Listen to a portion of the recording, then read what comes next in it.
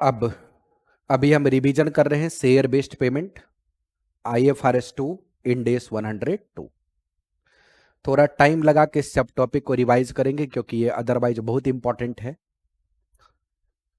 मैंने आपको बताया था कि जो शेयर है उसका प्राइमरी फंक्शन अगर कोई भी समझता है, कोई छोटा सा बच्चा भी पढ़ रहा होगा तो उसको ये पता है कि शेयर का प्राइमरी फंक्शन होता है कि हम कैपिटल पूल करेंगे उससे, यानी कैपिटल रेज करने के लिए एक इंस्ट्रूमेंट बना है शेयर। लेकिन आज के समय में शेयर का यूज सिर्फ कैपिटल रेज करने तक लिमिट नहीं रह गया है। आज के समय में शेयर का यूज कैपिटल के रेज करने से कहीं आगे पहुंच गया, जिसको हम टेक्निकली कहते हैं use of share as currency cash. अगर आपको गुड्स बाई करना है तो आप पैसे के बदले शेयर दे दो। अगर आपको एसेट बाई करना है आप पैसे के बदले शेयर्स दे दो। अगर आपको सर्विसेज बाई करना है आप पैसे के बदले क्या दे दो? शेयर्स। तो ये सारे काम आप कर सकते हैं, किसके थ्रू कर सकते हैं? शेयर्स के थ्रू कर सकते हैं। अब हमारा जो ये स्टैंडर्ड है इसकी एप्लीकेबिलिटी है इक्विटी सेटल ट्रांजैक्शन पे, मतलब जब आप शेयर ही देते हैं। दूसरा है कैश सेटल ट्रांजैक्शन, मतलब शेयर के बराबर कैश कैलकुलेट करके कैश देते हैं। और ऑल्टरनेटिव चॉइस ऑफ सेटलमेंट का मतलब होता है कि जहां पे आप चॉइस या तो खुद अपने पास रख लेते हैं या एम्प्लॉय को दे देते हैं चॉइस कि आपको शेयर मर्जी हो तो शेयर ले जाना, कैश मर्जी हो तो कैश ले जाना। और ग्रुप सेटलमेंट स्कीम में क्या होता है, सब्सिडरी के एम्प्लॉय को होल्डिंग ने शेयर दे दिया या होल्डिंग के एम्प्लॉय को सब्सिडरी ने दे दिया। हर शेयर के ट्रांजैक्शन पे स्टैंडर्ड अप्लाई नहीं होता। जैसे मैंने बताया, transaction with employee as capacity of owner. Employee company का मालिक भी है और मालिक के अगर हैसियत से उसके साथ कोई शेयर का ट्रांजैक्शन हुआ, जैसे राइट शेयर इशू किए गए, बोनस शेयर इशू किए गए, तो हम उसको शेयर बेस्ड पेमेंट ट्रांजैक्शन नहीं मानेंगे।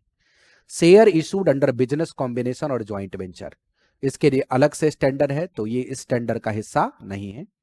और contract that satisfy accounting and reporting requirement of financial instrument, ऐसे शेयर के इशू के कॉन्ट्रैक्ट जो फाइनेंशियल इंस्ट्रूमेंट के कॉन्ट्रैक्ट को सेटिस्फाई करता है वो भी यहां पे कवर्ड नहीं होगा।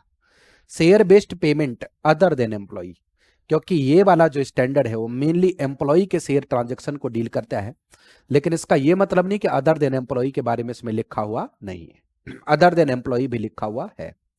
अब share based payment transaction other than जो एम्प्लॉय है उसमें accounting for share based payment transaction other than employee, मैंने ये बताया था कि अगर आप फेयर वैल्यू के स्टैंडर्ड को रेफर करेंगे, किसको रेफर करेंगे? फेयर वैल्यू के स्टैंडर्ड को।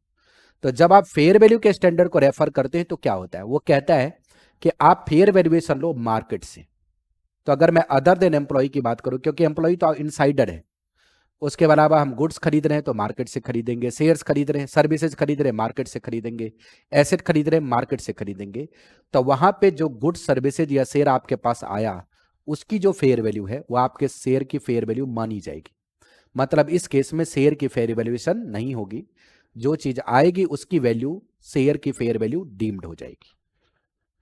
अब यहां पे जर्नल एंट्री मैंने आपको कराया था, अगर एसेट या इन्वेंट्री आप लेंगे यानी गुड्स, तो एसेट या inventory debit to share capital to security premium, fair value इसकी निकलेगी, फेयर वैल्यू इसकी निकलेगी।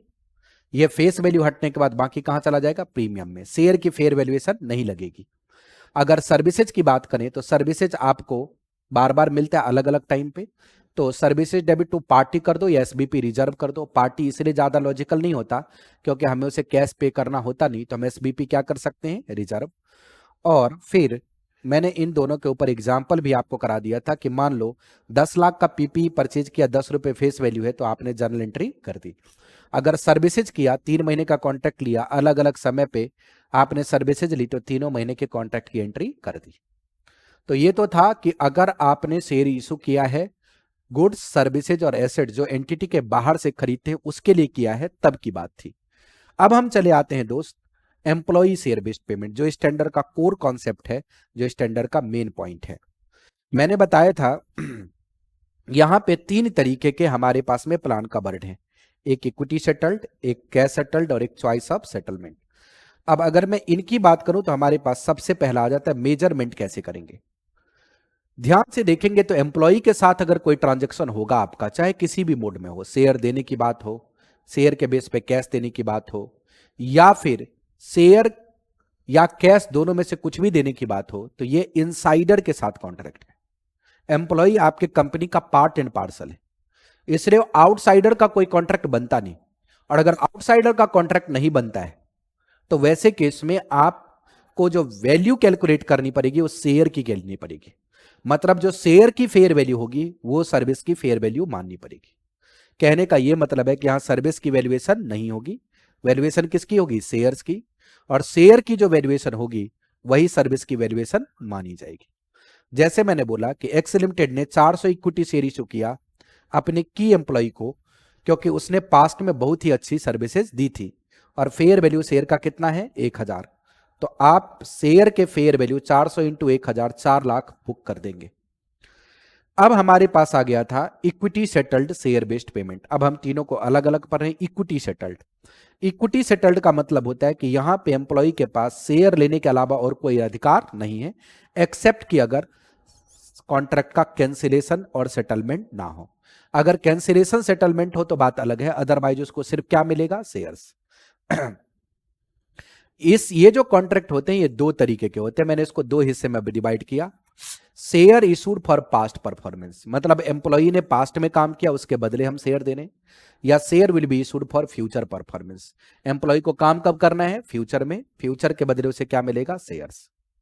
अगर पास्ट परफॉर्मेंस की बात करेंगे तो इशूड अगर फ्री ऑफ कॉस्ट करते हैं, क्या इशू करते हैं, फ्री ऑफ कॉस्ट, मतलब कोई पैसा चार्ज नहीं करते, तो आप पूरा अमाउंट एम्प्लॉय बेनिफिट एक्सपेंस में डाल देंगे। क्यों, क्योंकि सर्विसेज ऑलरेडी रेंडर हो चुकी है, अब आप जो दे रहे हैं वो सर्विस का कॉम्पनसेशन है, फ्यूचर में कोई आपको सर्विस रिकॉग्नाइज नहीं कर रहा है। अगर इशूड एट डिस्काउंटेड प्राइस बोले, मतलब आपने एम्प्लॉय को बेनिफिट तो दी लेकिन पूरा नहीं, आपने कहा डिस्काउंट देंगे हम आपको क्या देंगे, डिस्काउंट। तो अगर आपने ईएसपीपी दिया, एम्प्लॉय स्टॉक परचेज प्लान, तो जितना पैसा आएगा उसको डेबिट कर दीजिए, एम्प्लॉय बेनिफिट एक्सपेंस को क्या कर दीजिए, डेबिट, और बाकी शेयर कैपिटल रेज करके सिक्योरिटी प्रीमियम को क्या कर दीजिए, क्रेडिट। अब यहां पे मैंने आपको बताया था, दो एग्जांपल लिए थे कि अगर 20,000 एक सीईओ को आपने इशू किया पास्ट परफॉर्मेंस के बदले, और नंबर ऑफ शेयर्स आपने उसे इशू किए हैं कितने, 20,000, और हमारे पास शेयर का रेट कितना है, 885 रुपए, तो 10 रुपए किस में गया, कैपिटल में, बाकी सब किस में चला गया, प्रीमियम में। लेकिन अगर आपने एम्प्लॉय को ईएसपीपी इशू किया और आपने ये भी बोला कि हम आपसे 40 रुपए लेंगे, कितने, 40, शेयर की प्राइस कितनी है, 60। अब एक और भी रिस्ट्रिक्शन आपने लगा दी कि शेयर देने के बाद आप 3 साल बेच नहीं पाओगे। तो वैसे बाजार में शेयर 60 रुपए का बिक रहा है, लेकिन जो शेयर 60 रुपए का बिक रहा है उसके ऊपर कोई रिस्ट्रिक्शन तो नहीं है ना, बोलो, जो शेयर 60 रुपए का बिक रहा है उसके ऊपर कोई रिस्ट्रिक्शन तो है नहीं, आपने रिस्ट्रिक्शन लगा दी, इसलिए इसकी फेयर वैल्यू घट के कितनी हो गई, 56। तो यहां पे आपके एक्चुअल शेयर की फेयर वैल्यू कितनी हुई, 56, जिसमें से आपके पास आया कितना, 40, तो खर्चा कितना हो गया, 16। इसमें फ्यूचर में जाने की जरूरत नहीं है क्योंकि आपके सारे सर्विसेज पास्ट में आ चुके। अब हमारे पास आता है share will be issued for future performance. अगर शेयर फ्यूचर परफॉर्मेंस के लिए दिया जाएगा तो mean services to be rendered in future, इसमें हम इसको ईसॉप कह सकते हैं या एम्प्लॉय सर्विस कह सकते हैं। अकाउंटिंग एंड रिपोर्टिंग डिपेंड करेगा किस पे, वेस्टिंग पीरियड पे, और वेस्टिंग पीरियड की बात हम आगे कर रहे हैं। ये देखिए, मैंने यहां पे एक डायग्राम बना के कुछ बातें आपको समझाई थी। नंबर 1, सबसे पहले हमें कॉन्ट्रैक्ट में कुछ बातों को समझना है। ग्रांट डेट कब है, ग्रांट डेट का मतलब होता है contract date between employer and employee. जिस दिन एम्प्लॉयर और एम्प्लॉय के बीच में कॉन्ट्रैक्ट हुआ उसको हम क्या कहते हैं, grant date. Fair value of option, यहां पे ऑप्शन की फेयर वैल्यू निकालेंगे आप, और फेयर वैल्यू ऑफ ऑप्शन यहां पे नॉर्मली मार्केट से नहीं निकलती।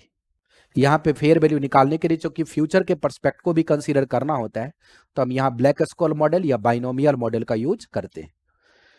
फेयर वैल्यू ऑफ शेयर्स, अब मैंने आपको ऑप्शन और शेयर में भी अंतर बताया था। जिस कॉन्ट्रैक्ट के अंदर एक्सरसाइज प्राइस हो उसको क्या बोलेंगे, ऑप्शन, क्योंकि एक्सरसाइज प्राइस है तो एम्प्लॉय को कुछ देना पड़ेगा, और देना पड़ेगा तो उसके पास ऑप्शन हो जाएगा वो शेयर ले या ना ले। लेकिन जहां पे एक्सरसाइज प्राइस नहीं है वहां मुफ्त का मिल रहा है, मुफ्त का मिल रहा है तो कोई कुछ पूछता नहीं, वो ले ही लेता है। इसलिए कभी देखेंगे आप लिखा रहेगा क्वेश्चन में ऑप्शन, कभी क्या लिखा रहेगा, शेयर्स।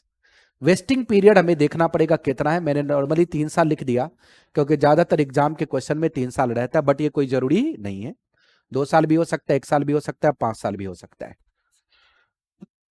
और एक्सरसाइज पीरियड का मतलब होता है वेस्टिंग करने के बाद जितना वक्त आप देते हैं शेयर लेने के लिए, हम उसको क्या कहते हैं? Exercise period. इंट्रिंसिक वैल्यू के बारे में मैंने आपको बताया था। इंट्रिंसिक वैल्यू का मतलब होता है market price minus exercise price. But इसका कंक्लूजन मैंने लास्ट में बताया कि इंट्रिंसिक वैल्यू क्या यूज कर सकते हैं, और अगर कर सकते हैं तो कब कर सकते हैं और कैसे कर सकते हैं। कुछ ज्यादा होशियार लोग भी हैं पढ़ाने वाले, वो कहते हैं कि स्टैंडर्ड में इंट्रिंसिक वैल्यू लिखा ही नहीं। मेरी बात समझ में आ रही? तो वो ऐसी चीजें अगर कहीं सुन ले तो पहले आराम से स्टैंडर्ड को पढ़ ले, क्योंकि इंट्रिंसिक वैल्यू का कॉन्सेप्ट है बट उसका यूज रेयर टू रेयरेस्ट है, जो हम कंक्लूड करेंगे अभी बाद में। वेस्टिंग पीरियड का मतलब होता है वो पीरियड जिसमें आपको काम करना पड़ेगा। उसमें दो तरीके के वेस्टिंग कंडीशन होते हैं। एक सर्विस कंडीशन, जैसे आपको इतने समय तक कंपनी छोड़ के नहीं जाना, इसमें कोई एडिशनल परफॉर्मेंस नहीं होता। दूसरा होता है परफॉर्मेंस कंडीशन, जिसमें आपको टारगेट मीट आउट करना पड़ता है। परफॉर्मेंस जो कंडीशन होते हैं वो भी दो तरीके के होते हैं, एक मार्केट प्राइस और एक other than market price. Life of option का मतलब होता है कि जिस दिन ग्रांट डेट शुरू हुआ उस दिन से ऑप्शन की जिंदगी स्टार्ट हुई, और जिस दिन एक्सपायरी डेट हुआ उस दिन खत्म होगा। कॉन्सेप्ट ऑफ शेयर और शेयर ऑप्शन ये मैंने आपको लिखवा दिया था। जहां पे एक्सरसाइज प्राइस है उसको क्या बोलेंगे? ऑप्शन। जहां एक्सरसाइज प्राइस नहीं है उसको क्या बोलेंगे? शेयर्स। ग्रांट डेट का मतलब भी मैंने आपको समझा ही दिया, फेयर वैल्यू वगैरह ये सारी बातें मैंने बता दी। अब आता है कि आप मेजरमेंट एक्सपेंस का करेंगे कैसे। कैलकुलेट करना पड़ेगा। Calculate latest estimate of equity share expected to vest. आप जो खर्चे का मेजरमेंट करते हैं उसमें किन किन चीजों को एडजस्ट कर लेते हैं, ध्यान देना। नंबर वन, कोई एम्प्लॉय अगर छोड़ के जाएगा तो उसकी एडजस्टमेंट हो जाएगी, क्योंकि हम लेटेस्ट एस्टीमेट ऑफ एम्प्लॉय लेते हैं। नंबर दो, आप एम्प्लॉय का अगर लेटेस्ट एस्टीमेट लेंगे तो जो ऑप्शन बेस्ट होगा ऑटोमेटिक ही लेटेस्ट बन जाएगा, क्योंकि ऑप्शन को एम्प्लॉय के नंबर से मल्टीप्लाई करेंगे तभी लेटेस्ट ऑप्शन टू बेस्ट निकलेगा।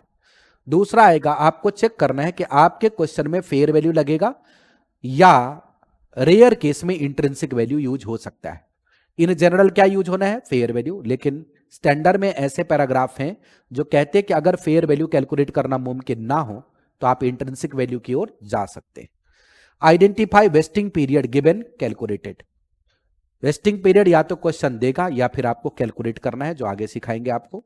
Calculate year expenses as follows. Step one में आप क्या निकालेंगे?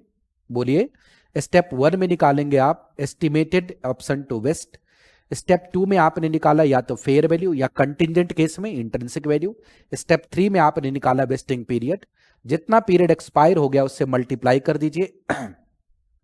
जो खर्चा अभी तक बुक कर चुके हैं उसको माइनस कर दीजिए, एक्चुअल एक्सपेंस निकल आएगा। तो आप ऐसे भी बना सकते हैं, और मैंने बोला था कि अगर आप इसको स्टेटमेंट में कन्वर्ट कर दे तो आपके लिए काम बिल्कुल आसान हो जाएगा और प्रेजेंटेशन भी ज्यादा इंप्रूव्ड दिखेगा।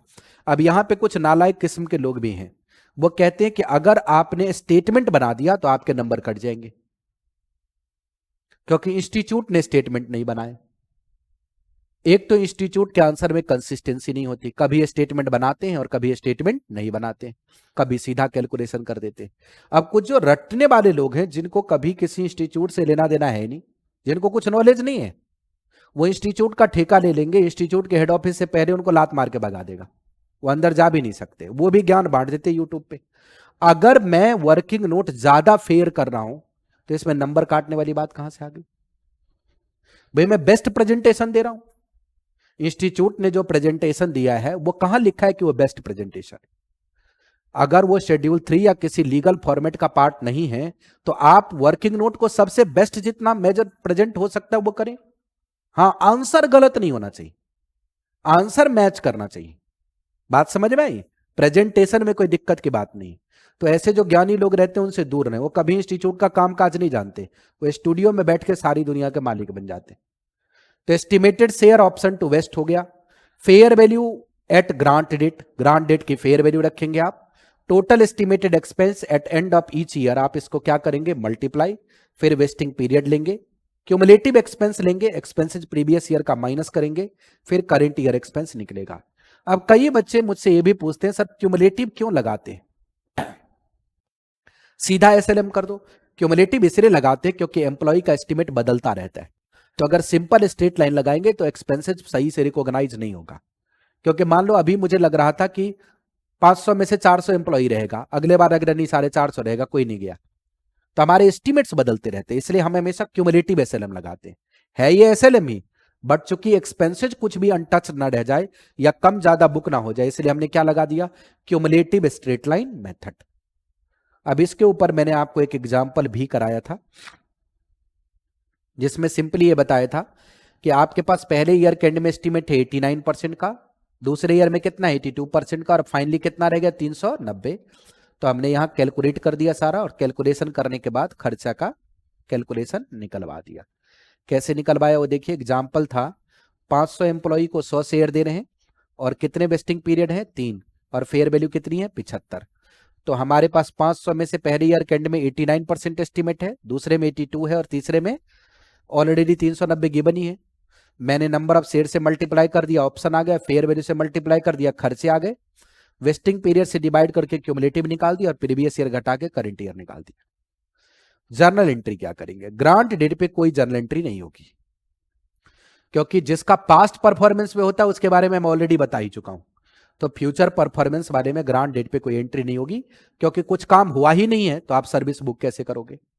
Eight the end of each year, हर साल के एंड में आप क्या करेंगे, एम्प्लॉई बेनिफिट एक्सपेंस को डेबिट करेंगे और share based payment reserve equity को क्रेडिट करेंगे। जो भी खर्चा आपने कैलकुलेट किया उसका ट्रीटमेंट करते चलेंगे। एक्सरसाइज डेट पे क्या करेंगे, पैसा अगर आपके पास आएगा, अगर ऑप्शन है एक्सरसाइज प्राइस है तो आएगा भी, एसबीपी रिजर्व को डेबिट करेंगे, share capital credit, security premium credit, और इफ नॉट एक्सरसाइज तो एसबीपी रिजर्व डेबिट टू क्या हो गया, जनरल रिजर्व। एक चीज और भी ध्यान देना था, जो मैंने आपको बताया था बट लिखा है नहीं, कि अगर वेस्टिंग पीरियड के अंदर कोई खर्चा रिवर्स हो जाएगा तो वो जनरल रिजर्व से नहीं होगा, वो फिर पीएल अकाउंट से रिवर्स होगा। इसके ऊपर क्वेश्चन भी आया था। हाँ, वेस्ट होने के बाद अगर कुछ रिजर्व रिवर्स होता है तो कहां जाएगा, जनरल रिजर्व या फिर रिटेन्ड अर्निंग, दोनों में से कुछ भी वर्ड आप यूज कर सकते हैं। प्रेजेंटेशन के लिए एसबीपी रिजर्व किस में दिखेगा, अदर इक्विटी में, और SBP reserve non free reserve है, यानी किसी पर्पज से उसका यूज नहीं कर सकते। नोट में मैंने बताया था if expenses reverse during vesting period then general, अच्छा लिखवा ही दिया है तो फिर तो कोई दिक्कत है ही नहीं, लिखवा ही दिया था। सेटलमेंट डिफरेंस अगर इक्विटी में आए तो हमेशा कहां जाएगा, रिजर्व में। सेटलमेंट डिफरेंस अगर लायबिलिटी में आए तो हमेशा कहां जाएगा, पीएल में। ये आईएफआरएस का बेंचमार्क प्रैक्टिस है। अब वेस्टिंग पीरियड के इवेल्युएशन में हम आ गए थे। वेस्टिंग पीरियड आप कैसे इवेल्युएट करेंगे, वेस्टिंग पीरियड डिपेंड करेगा किसके ऊपर डिपेंड करेगा, कि सर्विस कंडीशन है या परफॉर्मेंस कंडीशन। परफॉर्मेंस कंडीशन दो तरीके के हो सकते हैं, मार्केट और नॉन मार्केट। अगर मैं एनालिसिस करूं वेस्टिंग कंडीशन की, सर्विस कंडीशन है तो दिक्कत ही नहीं। सर्विस कंडीशन का मतलब जहां पे वेस्टिंग पीरियड गिवन ही है, कोई काम ही नहीं होता, 3 साल रह जाना, 4 साल रह जाना, 5 साल रह जाना, कोई एडिशनल परफॉर्मेंस की आवश्यकता नहीं है, बस रिटेंशन की बात है। अगर परफॉर्मेंस बेस्ड की बात करें तो हमारे पास दो तरीके के परफॉर्मेंस कंडीशन होते हैं। एक परफॉर्मेंस कंडीशन क्या होता है, अदर देन मार्केट, और दूसरा क्या होता है, मार्केट।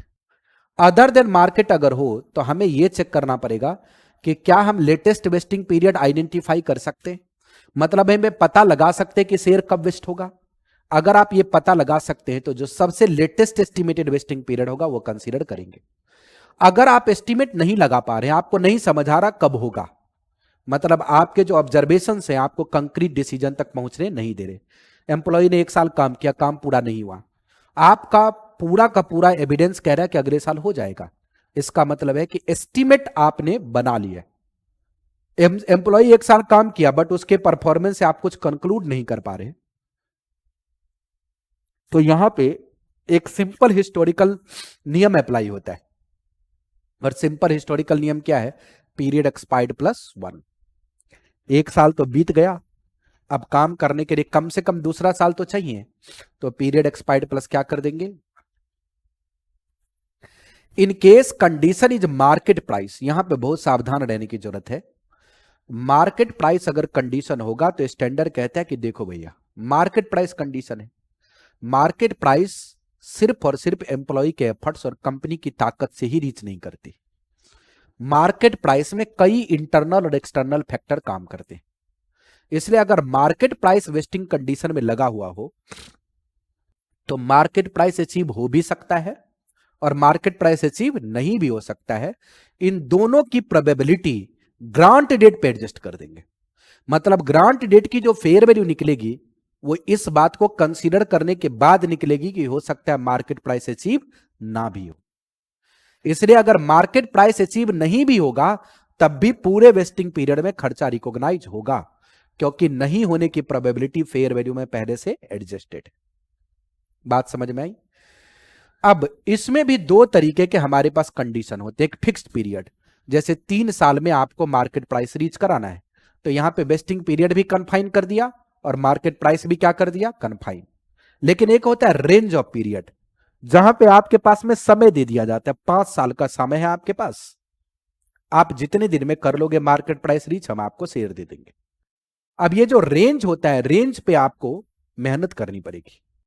रेंज पे क्या करनी पड़ेगी, मेहनत। रेंज पे क्यों मेहनत करनी पड़ेगी, ये ध्यान देना। अगर रेंज ऑफ पीरियड है, कौन सा पीरियड है, रेंज ऑफ पीरियड अगर है, तो वैसे केस में हमें देखना पड़ेगा कि हमें अब एस्टिमेट करना पड़ेगा कि कितना वक्त हमें लगेगा मार्केट प्राइस अचीव करने में, और जो हम एस्टिमेट करेंगे वेस्टिंग पीरियड, उसी में खर्चा रिकॉग्नाइज होगा। बट अगर हमने वेस्टिंग पीरियड एस्टिमेट कर लिया तो जरूरी तो है नहीं कि 100% सही हुआ हो सकता है जो आपका वेस्टिंग पीरियड आपने एस्टिमेट किया उससे कम समय में काम हो जाए, या हो सकता है उससे ज्यादा समय भी लग जाए। अगर बराबर ही समय लगा तब तो कोई दिक्कत ही नहीं, बराबर पीरियड में बुक कर लो। अगर कम समय लगा तो आप पहले पीरियड में नॉर्मल बुक करेंगे, दूसरे पीरियड में यानी जिस पीरियड में काम पूरा हो जाएगा उस पीरियड में रिमेनिंग सारे खर्चे पीएल में डाल देंगे। लेकिन अगर एक्चुअल पीरियड एस्टिमेटेड से ज्यादा लग गया तो एक्स्ट्रा पीरियड को क्या कर देंगे, इग्नोर। मान लो मैंने वेस्टिंग पीरियड 3 साल एस्टिमेट की थी और मुझे 4 साल लग गया, तो खर्चा तब भी 3 ही में बुक होगा, चौथे में बुक नहीं होगा। अब इसके ऊपर भी एग्जाम्पल आया था, मैंने एग्जाम्पल आपको कराया था। यहां पे हमारे पास में एग्जाम्पल नंबर 1 था। क्या था, एग्जाम्पल नंबर 1। अब एग्जाम्पल नंबर 1 ऑलरेडी हमारे नोट्स में लगा ही हुआ था, ये नोट्स एक बार देख लेते हैं।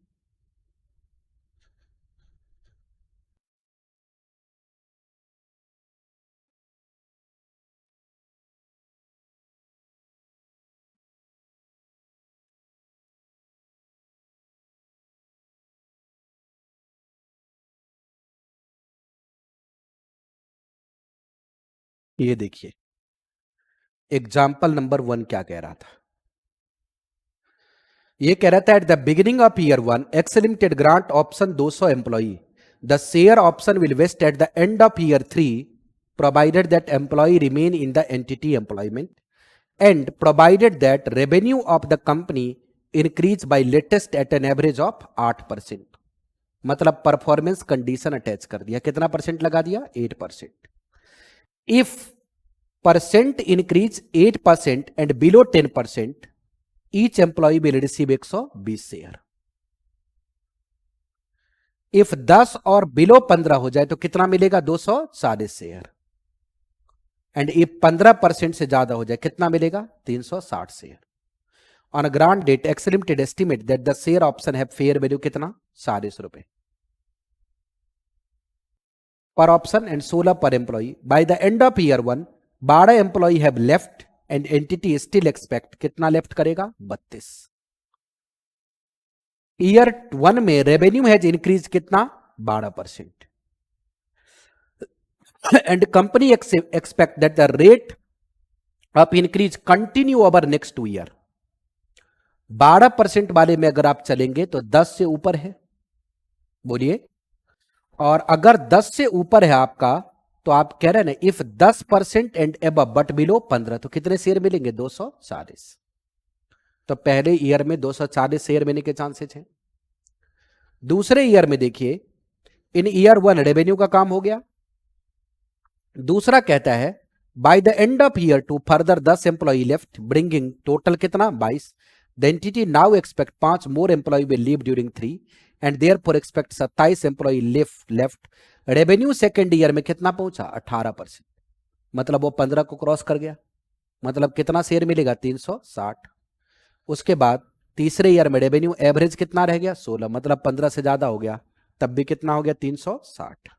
बोलिए तो मैंने यहां पे फिर क्या किया, आपके पास में नंबर ऑफ शेयर 200 था, टोटल लेफ्ट एम्प्लॉय दे रहा था 32, क्वेश्चन में गिवन था, टोटल मिला कितना चला जाएगा 32। पहले बारे में 240 आ रहा था, मल्टीप्लाई कर दिया। फिर दूसरे ईयर में 12, 10 और 5 ऐसे गया 360। फिर तीसरे में 12, 10 और 8 फिर कितना गया 360। फेयर वैल्यू क्वेश्चन में गिवन ही थी। हमारे पास टोटल एक्सपेंस आ गए, वेस्टिंग पीरियड गिवन था, फिर हमने एक्सपेंस कैलकुलेट कर दिया। अब फिर एक एग्जाम्पल लिया हमने, हमारे पास अब एक दूसरा एग्जाम्पल आ गया। अब ये देखिए सेकेंड एग्जाम्पल।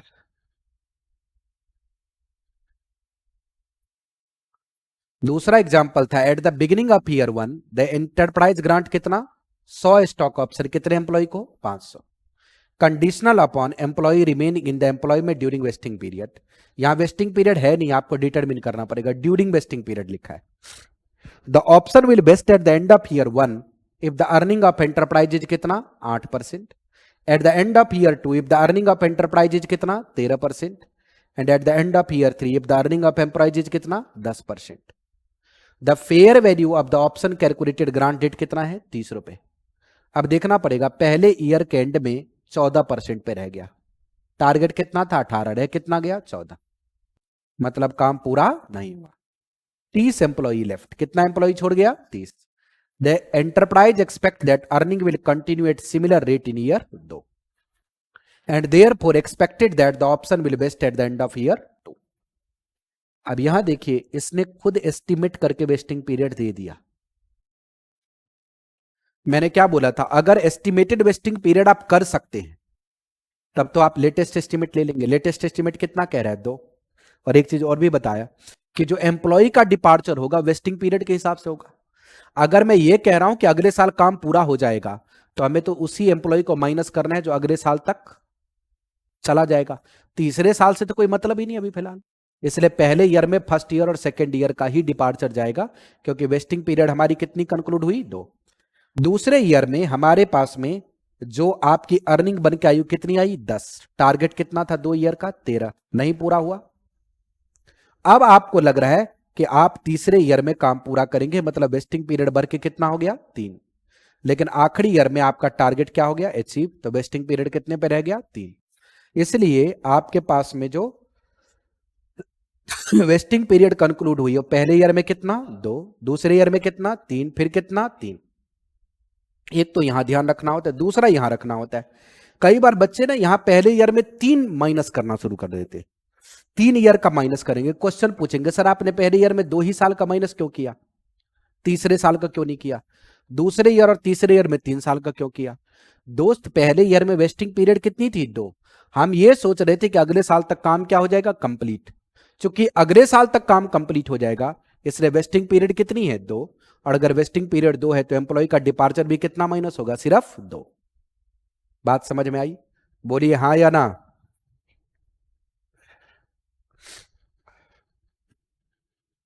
अब आगे बढ़िए, बाकी सारी चीजें तो फिक्स ही रहती हैं। अब हम चल रहे थे एग्जाम्पल नंबर 3 में। एग्जाम्पल नंबर 3 देखिए अपना, ये आपके पास में मार्केट प्राइस वाले कंडीशन से रिलेट कर रहा था। मार्केट प्राइस कंडीशन क्या कह रहा था, देखिए कि हमने एस्टीमेट की है, हमारे पास में expected completion of the market period कितना है 4 साल।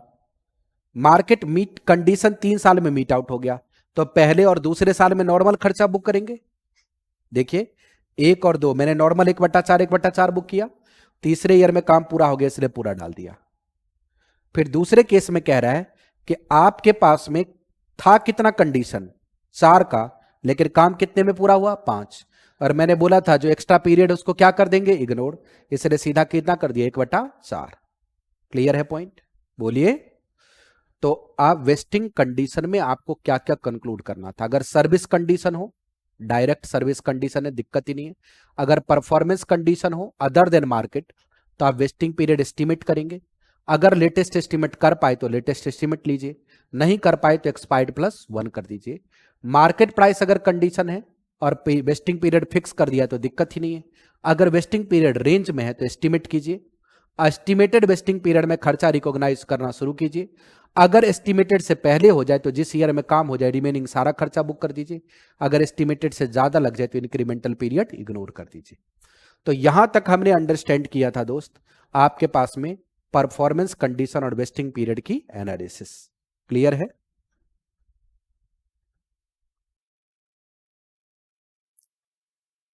अब हमारे पास आता है ग्रेडेड वेस्टिंग। ग्रेडेड वेस्टिंग में क्या करते हैं, जितना शेयर एम्प्लॉय को देना होता है, जैसे मान लो अभी तक क्या कर रहे थे, 50 शेयर देना है, 3 साल काम करिए, तीसरे साल के एंड में ले जाइए। इसमें क्या होता है कि एम्प्लॉय का मोटिवेशन थोड़ा कमजोर होता है, क्योंकि वो पहले दिन सोचते हैं 3 साल, वैसे 3 साल बीतते समय नहीं लगता, बट पहले तो उसको लगता है 3 साल बाद क्या होगा क्या नहीं होगा, किसने देखा है। इसलिए जब ग्रेडेड वेस्टिंग की बात आती है तो हम यहाँ पे ग्रेड वाइज काम कर देते हैं। मतलब अगर मान लो 30 शेयर देना है तो उसको 3 ग्रेड में बांट दिया, कह दिया 1 साल काम कर लोगे तो कुछ शेयर मिल जाएगा, 2 साल काम कर लोगे तो कुछ और मिल जाएगा, 3 साल काम कर लोगे तो कुछ और मिल जाएगा। तो ये ग्रेडेड वेस्टिंग स्पेसिफिक कॉन्ट्रैक्ट है, बट अकाउंटिंग पर्पज से चूंकि खर्चे का रिकॉग्निशन वेस्टिंग पीरियड के हिसाब से होता है। खर्चे का रिकॉग्निशन किसके हिसाब से होता है? Vesting period. तो अगर मान के चलिए कि आपका वेस्टिंग पीरियड 1 साल है तो खर्चा कितने में बुक होगा? 1। वेस्टिंग पीरियड 2 है तो खर्चा कितने बुक होगा? 2। वेस्टिंग पीरियड 3 है, खर्चा कितने में बुक होगा? 3। इसलिए कॉन्ट्रैक्ट एक है, बट अकाउंटिंग के एंगल से ये 3 अलग अलग कॉन्ट्रैक्ट हो गया। तीनों के अलग अलग कैलकुलेशंस आपको करने पड़ेंगे, तीनों कैलकुलेशन सेपरेट होगी, अलग अलग होगी। मेरी बात समझ में आ रही है? जैसे ग्रेड 1 है, अगर वो 1 साल है तो 1 साल के हिसाब से, ग्रेड 2 के लिए अलग, ग्रेड 3 के लिए अलग। तो यहां पे मैंने एक एग्जांपल लिया था कि मान के चलो कि हमें पर एम्प्लॉय को कितने शेयर देने हैं? 30। तो मैंने उसको डिवाइड कर दिया ग्रुप 1, ग्रुप 2 और ग्रुप 3 के अंदर। कह रहा है X limited issue 500 employee 30 shares at the beginning of year 1 with fair value कितना है? हर शेयर की फेयर वैल्यू अलग अलग है, और आप परसेंटेज कितना दे रहे हैं? 40, 40 और 20। मतलब 30 का 40% 12, फिर 30 का 40% 12, 30 का 20% 6। यानी एक ईयर में कितना? 12। दूसरे ईयर में कितना? 12। तीसरे ईयर में कितना? 6। तो सबकी अलग अलग कैलकुलेशन हमारे पास हो गई। बात समझ में आई? अब ईयर 1 में क्या होगा? पहला वाले का तो पूरा खर्चा रिकॉग्नाइज हो जाएगा क्योंकि पूरा का पूरा काम हो गया। दूसरे ईयर वाले का आधा हो जाएगा, दूसरे ग्रेड वाले का, क्योंकि उसका 2 साल वेस्टिंग पीरियड था तो इसका 2 साल में खर्चा बुक हो गया। और तीसरे ईयर वाले का कितना था? 3, इसलिए 1/3 हो गया। फिर दूसरे ईयर में पहला वाला खत्म हो गया क्योंकि पहले वाले का वेस्टिंग पीरियड दूसरे साल में फॉर ही नहीं कर रहा था। दूसरे का जो रिमेनिंग था वो हो गया, और तीसरे का 2/3 हो गया, और तीसरे ईयर में सिर्फ 3 वाला बच गया, वो कर दिया। तो ग्रेडेड वेस्टिंग में खर्चा का कैलकुलेशन आपको वेस्टिंग पीरियड के हिसाब से करना पड़ेगा। हर ग्रेड अपने आप में एक सेपरेट वेस्टिंग पीरियड माना जाएगा। अब हम आ जाते हैं मॉडिफिकेशंस पे। मॉडिफिकेशंस क्या है? मॉडिफिकेशंस में मैंने कॉन्सेप्ट बेंचमार्क बनाया था कि ग्रांट डेट की फेयर वैल्यू मिनिमम एक्सपेंस है जो आप रिकॉग्नाइज करेंगे। मतलब आप कुछ भी मॉडिफाई करें, ग्रांट डेट की फेयर वैल्यू कम पे तो रिकॉग्नाइज ही नहीं करते। इसलिए कॉन्सेप्ट आ गया कि अगर कोई भी कॉन्ट्रैक्ट एम्प्लॉय के अगेंस्ट मॉडिफाई हो जाएगा, जैसे एक्सरसाइज पीरियड का बढ़ा देना, एक्सरसाइज प्राइस का, वेस्टिंग पीरियड बढ़ा देना, परफॉर्मेंस कंडीशन बढ़ा देना, अगर कुछ भी चीज आप एम्प्लॉय के अगेंस्ट में करोगे तो उसका अकाउंट पे कोई प्रभाव नहीं पड़ेगा, क्योंकि उससे खर्चा घटेगा और ग्रांट डेट से कम खर्चा रिकॉग्नाइज करने का हमारे पास में ऑप्शन नहीं है। इसलिए अगर अगेंस्ट एम्प्लॉय मॉडिफिकेशन हुआ तो उसका कोई कभी होगा ही नहीं। अब आ गया कि हमारे पास अगर अकाउंटिंग एम्प्लॉय के फेवर में हुआ, किस में हुआ? फेवर में। अगर हमारे पास में फेवर में हुआ तो वैसे केस में हमें चेक करना पड़ेगा कि मॉडिफिकेशन की डेट कौन सी है, और मॉडिफिकेशन की डेट पे हमें निकालनी पड़ेगी इंक्रीमेंटल फेयर वैल्यू। यहां पे जो गलती होती है दोस्त, जो मैंने बहुत तरीके से हाईलाइट किया, कि मॉडिफिकेशन के डेट पे जो मॉडिफाइड कॉन्ट्रैक्ट है उसकी फेयर वैल्यू अलग निकलेगी, और जो ओरिजिनल कॉन्ट्रैक्ट है उसकी रिवाइज्ड फेयर वैल्यू अलग निकलेगी। मतलब ओरिजिनल कॉन्ट्रैक्ट के ग्रांट डेट वाले फेयर वैल्यू से कंपैरिजन मत कर देना, क्योंकि वो तो पुराना फेयर वैल्यू है। ओरिजिनल कॉन्ट्रैक्ट की भी दोबारा फेयर वैल्यू निकालनी पड़ेगी ग्रांट डेट पे। बात समझ में आई? और रिवाइज कॉन्ट्रैक्ट की फेयर वैल्यू निकालें, और फिर क्या निकालेंगे? Incremental expense. इस बात का ध्यान रखेंगे कि जो ग्रांट डेट का खर्चा है वो तो नॉर्मली रिकॉग्नाइज होता रहेगा, और मॉडिफिकेशन का खर्चा आप अलग से वर्किंग नोट बना के जोड़ देंगे। मतलब जो भी इंक्रीमेंटल एक्सपेंस होगा वो रिमेनिंग वेस्टिंग पीरियड में क्या हो जाएगा, अमोर्टाइज। बात समझ में आई। इसके ऊपर हमारे पास एग्जाम्पल था और उस एग्जाम्पल को हमने कंसीडर किया था, एग्जाम्पल नंबर 4। 150 ऑप्शन था, 1000 एम्प्लॉय से कॉन्ट्रैक्ट साइन हुआ, फेयर वैल्यू कितनी थी 129। एक साल बीत गया, 35 एम्प्लॉय चले गए, 60 और चले जाएंगे, मार्केट प्राइस गिर गई और शेयर जो था उसकी फेयर वैल्यू घट के 50 हो गई। आपने रिप्राइस कर दिया यानी मॉडिफाई कर दिया और नई फेयर वैल्यू कितनी आ गई 80। तो 50 माइनस 80, इंक्रीमेंटल खर्चा कितना हो गया 30। मतलब टोटल खर्चा कितना हुआ 129 प्लस 30। ग्रांट डेट वाला तो चलता ही रहेगा, ये 30 रुपए एक्स्ट्रा बुक होगा। बात समझ में आई। बस वही एक मेन पॉइंट है। और चूंकि ये पहले ईयर के एंड में मॉडिफाई हुआ, इसलिए खर्चा जो रिकॉग्नाइज होगा दूसरे और तीसरे ईयर में होगा, पहले ईयर में खर्चा रिकॉग्नाइज नहीं होगा। बात समझ में आई। ये ओरिजिनल शेयर की फेयर वैल्यू आज घट के 50 हो गई और जो मॉडिफाई किया आपने कॉन्ट्रैक्ट उसके हिसाब से 80। ये खर्चा होता है, खर्चा जो आपका खर्चा होगा पर शेयर वो कैलकुलेट होता है एक्चुअल में। नहीं नहीं, ये भी शेयर की ही फेयर वैल्यू है क्योंकि इसमें कोई एक देखा ना फेयर वैल्यू। अच्छा, ये ऑप्शन की फेयर वैल्यू, ये भी ऑप्शन की फेयर वैल्यू है। ये तो लिखा तो है ऑप्शन रीप्राइस्ड। ग्रांट डेट पे कितना है 129 और मॉडिफिकेशन डेट पे वो घट के कितना हो गया था 50, क्योंकि बाजार में मार्केट प्राइस घट गई तो फेयर वैल्यू घटने लगी।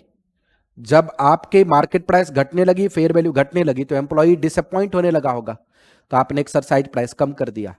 जैसे एक्सरसाइज प्राइस कम कर दिया फिर फेयर वैल्यू बढ़ के कितनी हो गई 80। तब ऑप्शन की फेयर वैल्यू कितनी हो गई 80, वैल्यू डिक्रीज होकर कितनी हुई थी 50, इंक्रीमेंटल कितना हो गया 30। यहां पे बार बार बच्चे कंफ्यूज हो जाते हैं, उनको लगता है अरे यही तो मैं समझा रहा हूं। यहां बच्चे बार बार कंफ्यूज होते हैं, उनको लगता है 129 हो गया अब इसको खत्म करो, अब 50 के हिसाब से बुक कर दो। ऐसा नहीं है। मैंने आपको क्या बोला, ग्रांट डेट पे जो ऑप्शन के खर्चे हुए 129, ये तो मिनिमम एक्सपेंस है, इसको रिकॉग्नाइज करना है, इसको नहीं छेड़ना। 3 साल में हो मानेंगे नहीं, ये होता ही होता है। 3 साल में ये खर्चा आपको रिकॉग्नाइज करना है। अब बात आ गई मॉडिफिकेशन की। मॉडिफिकेशन में जो जिस शेयर की फेयर वैल्यू तब थी 129 रुपए, आज घट के 50 रुपए हो गई, बाजार का प्राइस घट गया, तो एम्प्लॉय होने लगा डिसअपॉइंट, तो आपने एक्सरसाइज प्राइस कम कर दिया। तो जैसे ही आप एक्सरसाइज प्राइस कम करोगे आपका खर्चा बढ़ जाएगा, क्योंकि कलेक्शन कम आएगी तो खर्चा ज्यादा होगा ना। तो जैसे आपने एक्सरसाइज प्राइस कम किया तो आपके नए ऑप्शन की फेयर वैल्यू बन गई 80 और पुराने ऑप्शन की रिवाइज फेयर वैल्यू कितनी बन गई 50। तो इंक्रीमेंटल खर्चा कितना हो गया 30। ये जो खर्चा इंक्रीज होगा ये 129 में प्लस होगा, ये ना समझे कि 129 में इंक्लूडेड है, ये एक्स्ट्रा एक्सपेंस है। और इसके लिए अब कितने वेस्टिंग पीरियड हैं 2, इन 2 साल में रिकॉग्नाइज होगा। यहां बच्चे बहुत कंफ्यूज होते हैं। अब हमारे पास में आ गया कैंसिलेशन। कैंसिलेशन में मैंने बताया 2 बातें, नो पेमेंट, सेटलमेंट कर दिया, कैंसिलेशन कर दिया, पेमेंट नहीं होगी। अगर कैंसिलेशन कर दिया और कोई पेमेंट नहीं होगी तो जो रिमेनिंग खर्चा है वो सेटलमेंट के ईयर में आप बुक कर दीजिए और सारा एसबीपी रिजर्व रिटेन अर्निंग में ट्रांसफर कर दीजिए, क्योंकि पेमेंट तो जाएगी नहीं। लेकिन अगर आपने सेटलमेंट करके पेमेंट भी की है तो बाकी सारा खर्चा तो आप रिकॉग्नाइज कर ही दोगे, लेकिन आप एक जर्नल एंट्री पास करोगे जिसमें एसबीपी रिजर्व डेबिट करेंगे फेयर वैल्यू से, पेमेंट आप कर देंगे। बात समझ में आई। रिटेन्ड अर्निंग आप करेंगे पेमेंट जितनी ग्रेटर देन हो किससे, फेयर वैल्यू से, और बाकी सारा खर्चा उठा के कहां डाल देंगे, प्रॉफिट एंड लॉस में। बात समझ में आई। इसके ऊपर भी एक एग्जाम्पल था। ये अब बोया लिमिटेड के पास कितने शेयर ऑप्शन है 1000, कितने एम्प्लॉई हैं 200, नंबर ऑफ ऑप्शन कितने हैं 10। The employee are required to stay in employment for next कितना year 3 year. The fair value of option कितना था 18। आपको लग रहा था 90% एम्प्लॉई आपका काम करेगा, लेकिन दूसरे ईयर में जाके आपने कैंसिलेशन कर दी और जब कैंसिलेशन की उस समय मार्केट प्राइस कितनी थी 15 रुपए, फेयर वैल्यू कितनी थी 12 रुपए और पेमेंट आपने कितना किया 13.5 रुपए। तो फेयर वैल्यू से ऊपर जितना पेमेंट कर दी आपने वो सारा आपका नुकसान हो गया। बोलिए, there were only 190 employee in the employment till time, अभी 190 एम्प्लॉय। तो पहले ईयर में जो आप खर्चा बुक करेंगे वो तो आप 90% के हिसाब से बुक करेंगे, आपने कर दिया, सारा खर्चा रिकॉग्नाइज हो गया। दूसरे ईयर में आपके पास 190 एम्प्लॉय बने, 34,20,000 खर्चा हो रहा था। अब कोई वेस्टिंग पीरियड है ही नहीं क्योंकि कैंसिल हो गया, तो जो खर्चा पिछले ईयर में रिकॉग्नाइज हो उतना हटा के बाकी सारा खर्चा इस साल में डाल दीजिए। अब आपको सेटलमेंट की एंट्री करनी पड़ेगी, कैसे करेंगे? एसबीपी रिजर्व डेबिट करेंगे आप किस वैल्यू से? फेयर वैल्यू से। आज की फेयर वैल्यू कितनी है? 12। देखो ना, फेयर वैल्यू कितनी है? 12। पेमेंट आपने कितनी कर दी? 13.5। तो पेमेंट की एंट्री कर दी हमने 13.5 रुपए से। बोलो ना हाँ या ना। आपने पेमेंट की एंट्री कितने से कर दी? 13.5 रुपए से। अब जो रिमेनिंग फिगर रह गया वो सब कहां चला गया? प्रॉफिट एंड लॉस में। अगर आपको डिटेल एंट्री करनी है तो डिटेल एंट्री भी मैंने करवा दी थी। डिटेल एंट्री आप ईयर वाइज इस तरीके से करेंगे और लास्ट ईयर में जो भी एसबीपी रिजर्व रहेगा उसको कहां ट्रांसफर कर देंगे? Retained earning. तो ये था हमारे पास में डिस्कशन इक्विटी सेटल्ड प्लान का। अब आ गया cash settled share based payment. Cash settled share based payment में मैंने आपको एक पॉइंट बताया था कि इसमें अलग से बहुत कुछ सीखने की जरूरत नहीं। पहली बात तो यहां पे ये है कि आपको शेयर में पेमेंट नहीं मिलेगा, शेयर के बेसिस पे कैश कैलकुलेट होगी और पेमेंट मिलेगा। मतलब बेस शेयर ही रहेगा लेकिन पेमेंट किस में मिलेगी? कैश में। यहां क्या एम्प्लॉय अगर मांगने शेयर आ जाए तो शेयर मिलेगा? नहीं, क्योंकि ये कैश प्लान है। क्या मिलेगा? कैश। अब कैश प्लान के लिए आपको दो बातें ध्यान देनी। एक है कि आप पास्ट परफॉर्मेंस के लिए दे रहे हैं, यानी फ्यूचर का कोई कंडीशन अटैच नहीं। अगर फ्यूचर का कोई कंडीशन अटैच नहीं है तो रिकॉग्नाइज कीजिए grant date fair value is expense immediately. Grant date की फेयर वैल्यू को इमीडिएट खर्चा बुक कर डाले, सारे खर्चे ग्रांट डेट पे ही बुक कर दें। बात समझ में आई? बोलो हाँ या ना। लेकिन ग्रांट डेट के बाद भी अगर आपने उसको समय दिया है कि तुम एक्सरसाइज कर सकते हो 3 साल, 4 साल, 5 साल, तो हर साल के एंड में आपको फेयर वैल्यू से उसको कंपेयर करना पड़ेगा और जो भी डिफरेंस होगा वो पीएल में जाएगा, क्योंकि लाइबिलिटी है और लाइबिलिटी का सेटलमेंट डिफरेंस कहां जाता है? पीएल में। जिस ईयर में आप एक्सरसाइज करेंगे लाइबिलिटी को डेबिट करेंगे और पेमेंट को क्या कर देंगे? क्रेडिट। अगर इसमें फ्यूचर में वेस्टिंग पीरियड लगा, मतलब कंडीशन लगा है, तो इसका मतलब ग्रांट डेट पे कोई खर्चा रिकॉग्नाइज नहीं होगा। फिर वेस्टिंग डेट पे, वेस्टिंग पीरियड में आप खर्चा रिकॉग्नाइज करेंगे लेकिन खर्चे के कैलकुलेशन के लिए आप ईयर एंड की फेयर वैल्यू निकालेंगे। ध्यान देना, जो इक्विटी प्लान होता है उसमें सिर्फ ग्रांट डेट की फेयर वैल्यू खर्चा रिकॉग्नाइज होता है, बट लाइबिलिटी प्लान में हर साल के एंड में फेयर वैल्यू निकलती है और जो फेयर वैल्यू निकलेगी उसके बेसिस पे खर्चा रिकॉग्नाइज होगा। एक्सरसाइज पीरियड में अगर कोई आपको एक्स्ट्रा पेमेंट बन गई, जैसे आपने 2 साल 3 साल एक्सरसाइज पीरियड दे दिया, तो वहां पे खर्चा बढ़ रहा होगा या घट रहा होगा, तो वो आप सेटलमेंट डिफरेंस रिकॉग्नाइज करते रहेंगे। जो पेमेंट करेंगे वो पेमेंट करके क्या कर देंगे? खत्म। तो यहां पे भी मैंने आपको दो एग्जाम्पल कराए थे। एक एग्जाम्पल था अपने पास में 7। आइए एग्जाम्पल नंबर 7।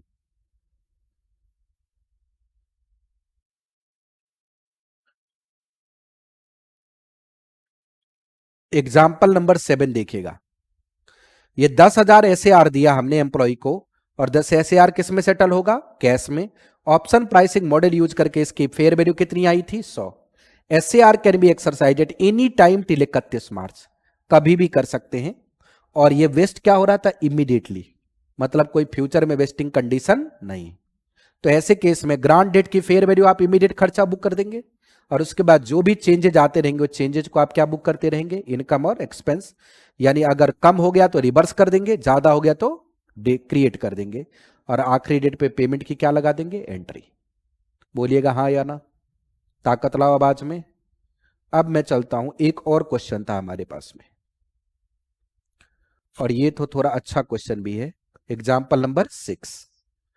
क्योंकि यहां पे पहले ईयर और दूसरे ईयर में फेयर वैल्यू पे खर्चा बुक होगा, तीसरे ईयर में फेयर वैल्यू पे खर्चा भी बुक होगा और इंट्रिंसिक वैल्यू पे जो ऑप्शन एक्सरसाइज करेगा उसकी पेमेंट भी हो जाएगी। तो यहां पे क्वेश्चन में ये लिखा है कि आपका जो एम्प्लॉय एक्सरसाइज हुआ, देखिए at the end of year 3 100 employee exercise the SAR. जो एम्प्लॉय एसएआर एक्सरसाइज करेगा, कितना एक्सरसाइज करेगा? 100। तो 100 इंटू एक एम्प्लॉय को कितना आप दे रहे हैं? ऑप्शन 80 दे रहे हैं और इनटू में इंट्रिंसिक वैल्यू कितनी? 15। क्योंकि पेमेंट किस पे होती है? इंट्रिंसिक वैल्यू पे। खर्चा किस पे रिकॉग्नाइज होता है? फेयर वैल्यू पे। बोलो हाँ या ना।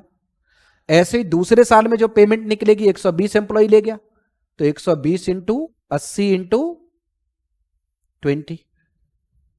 बात समझ में आई? अब वेस्ट कितने एम्प्लॉय का हुआ था बताइए, कितने एम्प्लॉय का वेस्ट हुआ था आपके पास में? 400 माइनस 30 माइनस 40 80 30 110, मतलब आपके पास 290 एम्प्लॉय वेस्ट हुआ था। बोलो, 290 में से 100 इधर गया, 120 इधर गया, 220 गया तो 70 बच गया। तो 70 एम्प्लॉय इंटू 80 ऑप्शन इंटू में 24 रुपए। आखिरी ईयर में पूरा एक्सरसाइज हो गया, इसलिए फेयर वैल्यू नहीं दिया, क्योंकि कुछ बचा ही नहीं, तो आप खर्चा बुक किसको करेंगे? बात समझ में आई? तो यहां पे आपको पहले 3 ईयर में खर्चा रिकॉग्नाइज करना था। अब मैंने यहां पे लेजर इसलिए बना के दिखाया ताकि बात बेहतर समझ आए। मैंने आपको क्लास में जर्नल एंट्री करवाई है, क्लास में मैंने क्या करवाई थी? Journal entry. बट यहां पे लेजर बना के समझाया है ताकि आपको समझ बेटर आए। जैसे यहां देखिए, पेमेंट चली गई 100 इंटू 80 इंटू 15, जो लाइबिलिटी बच गई उसको मैंने फेयर वैल्यू पे दिखा दिया। बोलिए, बाकी जो डिफरेंस आ गया किस में डाल दिया? एम्प्लॉय बेनिफिट एक्सपेंस में। फिर दूसरे ईयर में पेमेंट हो गई, उसको इंट्रिंसिक वैल्यू पे दिखा दिया। जो लाइबिलिटी बच गई उसको फेयर वैल्यू पे दिखा दिया, डिफरेंस कहां डाला दिया? Employee benefit expense. तीसरे ईयर में सारा पेड हो गया, सेटलमेंट डिफरेंस कहां गया? पीएल में, क्योंकि लाइबिलिटी का सेटलमेंट डिफरेंस हमेशा कहां जाता है? Profit and loss. क्या ये बात क्लियर है? बोलो ना हाँ या ना। तो लाइबिलिटी प्लान में इतना ही है, इसमें कोई ज्यादा झंझट नहीं है। अगर लाइबिलिटी में भी कोई वेस्टिंग कंडीशन चेंज हो जाए, वेस्टिंग पीरियड, तो वही पुराना वाला कॉन्सेप्ट आप अप्लाई करेंगे जो क्वेश्चन में भी कराया था। ऑल्टरनेटिव सेटलमेंट स्कीम, इसमें देखना पड़ेगा सेटलमेंट का चॉइस किसके पास है, एंटिटी के पास या एम्प्लॉय के पास। अगर एंटिटी के पास है तो मैंने आपको यहां बताया, क्या present obligation to pay cash है, क्या present obligation to pay cash नहीं है? क्योंकि अगर present obligation to pay cash है तो आपको लाइबिलिटी की तरह काउंट करना पड़ेगा, और नहीं है तो फिर इक्विटी की तरह काउंट करना पड़ेगा। मतलब इसमें सीखने की जरूरत नहीं है तो लाइबिलिटी की तरह, नहीं है तो इक्विटी की तरह। बस ये डिसाइड करना है कि प्रेजेंट ऑब्लिगेशन टू पे है या पे नहीं है। अगर पास्ट प्रैक्टिस कैश सेटलमेंट की हो तो ऑब्लिगेशन आ जाएगी, अगर स्टेटेड पॉलिसी कैश सेटलमेंट की हो तब भी आ जाएगी, अगर लीगल प्रोहिबिशन हो कि आप शेयर इशू कर ही नहीं सकते तो कैश ही पे करना पड़ेगा। तो अगर ये केसेज है तो ऑब्लिगेशन मान लीजिए और अकाउंटिंग एसएआर का कर दीजिए। अगर no present obligation to pay cash है, नो पास्ट प्रैक्टिस है, नो स्टेटेड पॉलिसी है, नो लीगल रिस्ट्रिक्शन है, तो कंपनियां शेयर ही इशू करेंगी, क्योंकि शेयर इशू करके रिसोर्स डिप्लेट होने से बचता है ड्यूरिंग वेस्टिंग पीरियड। फिर आप इसमें चेक करेंगे एट एक्सरसाइज डेट, 3 बातें हो सकती है। अगर इक्विटी आपने इशू कर दिया तो कोई अकाउंटिंग नहीं, इक्विटी की अकाउंटिंग हुई, इक्विटी कर दिया। अगर कैश में सेटल किया तो आप एसबीपी रिजर्व डेबिट टू क्या कर देंगे? बैंक बाईबैक हो जाएगा शेयर का। बोलिए। और अगर आपने हायर का कर दिया तो हायर में आपके पास में extra amount recognised as expense. अगर एम्प्लॉई के पास राइट है तो अदर देन एम्प्लॉय, अगर आपके पास काउंटर पार्टी के पास राइट है तो देखना पड़ेगा अदर देन एम्प्लॉय है या विद एम्प्लॉय है।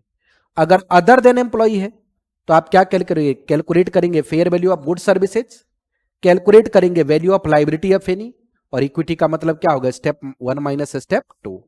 लेकिन अगर आपके पास में ऑप्शन एम्प्लॉय के साथ है, जो ये वाला पॉइंट सबसे ज्यादा इंपॉर्टेंट होता है एग्जाम के एंगल से, तो आप ग्रांट डेट पे कैलकुलेट करेंगे इक्विटी है या इक्विटी नहीं है। ये कैलकुलेशन कैसे होती है ग्रांट डेट पे? ग्रांट डेट पे कैलकुलेट करने के लिए आप पहले ये देखेंगे कि अगर एम्प्लॉय ने शेयर लिया तो उसको टोटल कितना मिलेगा, अगर एम्प्लॉय ने कैश लिया तो उसको टोटल कितना मिलेगा। अगर कैश वाला पोर्शन इक्विटी वाले पोर्शन से कम है तो डिफरेंस का फिगर क्या हो जाएगा? इक्विटी। वेस्टिंग पीरियड में आप लाइबिलिटी को लाइबिलिटी की तरह बुक करेंगे, इक्विटी को इक्विटी की तरह बुक करेंगे। एक्सरसाइज डेट पे आपको देखना पड़ेगा, उसने अगर शेयर लिया होगा तो लाइबिलिटी को रिजर्व में ट्रांसफर करके शेयर इशू कर देंगे, और अगर उसने कैश लिया होगा तो लाइबिलिटी को पे कर देंगे और जो एसबीसी रिजर्व है उसको रिटेन अर्निंग में ट्रांसफर कर देंगे। बात समझ में आई? अब इसके ऊपर हमारे पास था example number 8।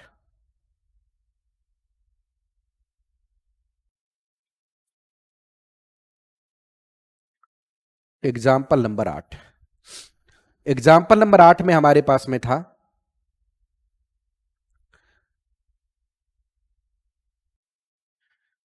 One condition of completing 3 year service right to payment cash अगर लेंगे कितने शेयर, 3000 शेयर लेंगे तो कितने मिलेंगे, 3600 शेयर। तो हमने 3000 और 3600 के हिसाब से वैल्यूएशन निकाल दी, हमारे पास कितना आ गया पेमेंट, 14400। क्योंकि क्वेश्चन में फेयर वैल्यू दे रखी, the share price nominal value at grant date is 60 after taking effect of post vesting restriction, fair value कितना 54। तो अगर शेयर इशू करोगे तो रिस्ट्रिक्शन रहेगा, कैश में तो कोई रिस्ट्रिक्शन होता नहीं, इसलिए कैश की फेयर वैल्यू कितनी हो गई 60, शेयर की फेयर वैल्यू कितनी हो गई 54, ये 14000 कितना आ गया 400।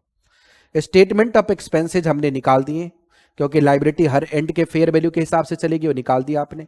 इक्विटी तो ग्रांट डेट के फेयर वैल्यू के हिसाब से बुक हो जाती है, बोलो यस और नो। तो हमने पहले किसकी वैल्यू निकाल दी, फिर लाइबिलिटी की, फिर इक्विटी का सीधा 14400 बटा कितना कर दिया 3, टोटल एक्सपेंस क्या हो गया कैलकुलेट। ये मान ये रहे हैं कि ये पैसा तभी आप बेनिफिट ले पाएंगे जब आप इक्विटी लेंगे, कैश में हो ही नहीं सकता।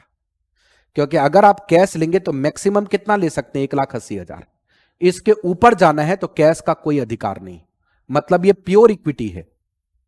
मतलब मैक्सिमम कितना ले सकते हैं, 1,94,400, जिसमें अगर कैश चाहे तो कितना ले सकते हैं, 1,80,000, तो उसके ऊपर जाएंगे तो कैश लेने का कोई ऑप्शन ही नहीं। आईएफआरएस में स्टैंडर्ड कहता है कि जिस चीज का पेमेंट डिस्क्रिशनरी हो उसको इक्विटी कहते हैं। तो जिस चीज का पेमेंट डिस्क्रिशनरी हो, मतलब जिसकी पेमेंट मैंडेटरी ना हो, तो इस कॉन्ट्रैक्ट की फेयर वैल्यू मैक्सिमम 1,94,400 तक तो जा सकती है, लेकिन अगर आपको कैश चाहिए तो मैक्सिमम 180 पे ही बुक हो जाएगी। मतलब उसके ऊपर वाला जो पोर्शन है वो प्योर इक्विटी है, उसके लिए आप कंपनी को कैश लेने के लिए ऑब्लाइज नहीं कर सकते। अगर वो वाला भी चाहिए आपको अमाउंट तो इक्विटी में ही जाना पड़ेगा, इसलिए वो प्योर इक्विटी है, क्योंकि entity is not oblige to pay cash. बिल्कुल करेंगे, किया है, करेंगे क्या किया है, इक्विटी किया है ना 14400 बटा 3। लेकिन इक्विटी का तो ग्रांट डेट की फेयर वैल्यू खर्चा रिकॉग्नाइज होगा, उसमें कोई चेंज नहीं होता, लाइबिलिटी चेंज होता है, इसलिए लाइबिलिटी की पूरी शीट बन गई। बात समझ में आ रही है। उसके बाद आ गया था हमारे पास में group settlement scheme. Group settlement scheme में मैंने क्या बताया था, बोला था सिर्फ आपको थोड़ा समझना है। अगर पेरेंट है सब्सिडियरी है, कौन है, पेरेंट और सब्सिडियरी। अगर पेरेंट और सब्सिडियरी है, अगर शेयर किसने इशू कर दिया, पेरेंट एंटिटी सर्विस रिसीव कर रही है, शेयर क्या कौन इशू कर रही है, सब्सिडियरी।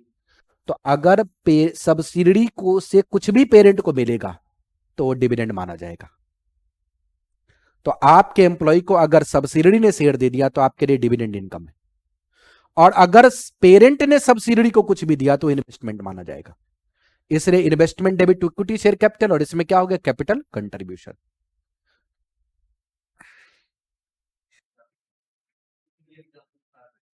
नहीं, वो तो मैंने ये बताया था कि पहले सब्सिडियरी कंपनी से होल्डिंग ने लोन ले लिया और बाद में ये कह दिया कि इस लोन को वापस नहीं करना, इसलिए कैपिटल रिजर्व में ट्रांसफर कर दिया। ये capital contribution equity share capital है, आप उल्टा समझ रहे हैं, मैं सब्सिडियरी से होल्डिंग की बात कर रहा हूं। बात समझ में आई। तो अगर सब्सिडियरी से लोन लेके आप कैपिटल रिजर्व में ट्रांसफर करते हैं तो डिपार्टमेंट ये सवाल उठा सकता है कि ये लोन नहीं, ये डिविडेंड था, टैक्स दो। यहां पे जाके मसला फंसेगा, क्योंकि ऐसा कौन सा लोन है जो लोन लाने के बाद में वापस नहीं गया, मेरी बात समझ में आ रही, और आप कैपिटल रिजर्व में डाल करके पैसा टैक्स का खा गए। ये सब्सिडी, इसीलिए ये स्टैंडर्ड सब्सटेंस में कहता है। अब जो अकाउंटिंग स्टैंडर्ड पे उसने सवाल पूछा था, अकाउंटिंग स्टैंडर्ड में ऐसे पॉइंट्स है नहीं। इस स्टैंडर्ड का सब्सटेंस तो ये कहता है कि सब्सिडी से अगर आप कुछ भी ले रहे हो जिसका रीपेमेंट शेड्यूल नहीं है तो वो डिविडेंड इनकम ही माना जाएगा। अब वो क्या कह रहा था, देखिए हमने लोन किससे लिया, सब्सिडी से। किसने लिया, होल्डिंग कंपनी ने। पेरेंट ने सब्सिडी से लोन लिया, लोन दिखा दिया, कोई दिक्कत नहीं है। आप लोन का अगर रीपेमेंट शेड्यूल दिखाओ तो दिक्कत नहीं, लेकिन आपने कह रहा नहीं अभी रीपेमेंट नहीं करना, इसलिए उठा करके कैपिटल रिजर्व में डाल दिया। तो इसका तो मतलब यह है कि आप पूरा का पूरा टोपी घुमा रहे हैं। आपने पैसा ले लिया, पैसा यूज कर लिया, लेकिन इनकम ना दिखे इसलिए उसका कैपिटल रिजर्व में डाल दिया, तो डिविडेंड पे टैक्स का वायलेशन हो गया। अगर होल्डिंग सब्सिडी को देती तो हम उसको इन्वेस्टमेंट मान सकते थे, लेकिन उस केस में भी कैपिटल रिजर्व के बजाय कैपिटल कंट्रीब्यूशन में ट्रांसफर होगा, तो सवाल वहां भी उठ जाएगा तब भी। बात समझ में आई? फिर मैंने आपको एक पॉइंट लिखाया था कि कब शेयर बेस्ड पेमेंट को आप इंट्रिंसिक वैल्यू पे बुक कर सकते हैं। नॉर्मली सारे के सारे शेयर बेस्ड पेमेंट किस पे बुक होते हैं? फेयर वैल्यू पे। बट एक सिचुएशन है जब आप इंट्रिंसिक वैल्यू लगा सकते हैं, ये स्टैंडर्ड में ही पैराग्राफ दे रखा है। In extremely rare circumstances when fair value cannot be measured reliably, then use intrinsic value for recognizing share based payment reserve. If intrinsic value is used, तो ध्यान रखना हर साल के एंड में इंट्रिंसिक वैल्यू कैलकुलेट करनी पड़ेगी। फेयर वैल्यू तो grant date वाली होती है, बट इंट्रिंसिक वैल्यू अगर यूज करना पड़ा तो हर साल के एंड में आपको कैलकुलेट करनी पड़ेगी। मतलब हर साल के एंड में शेयर की फेयर वैल्यू निकालो, उसमें से एक्सरसाइज प्राइस घटा के इंट्रिंसिक वैल्यू निकालो। अगर इंट्रिंसिक वैल्यू का यूज करना पड़ा तो, नहीं करना पड़ा तो in general case always use fair value. बात समझ में आई? हाँ या ना? चलिए अब मैं थोड़ा ये 2-4 क्वेश्चन जो हमारे पास इंपॉर्टेंट थे उसका भी आपको रिवीजन करवा देते। ये क्या हो गया?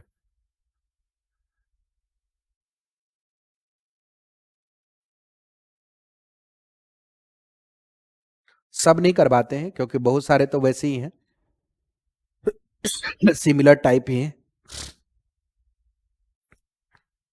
जैसे हमारे पास में पहले क्वेश्चन में एमसीक्यूज था, वो में कराने की जरूरत नहीं। क्वेश्चन नंबर 2 नहीं सिमिलर टाइप है, 3 सिमिलर टाइप था, 4 भी सिमिलर टाइप था, 5 6 सिमिलर टाइप था, 7 8 ये सब पुराने ही क्वेश्चन है।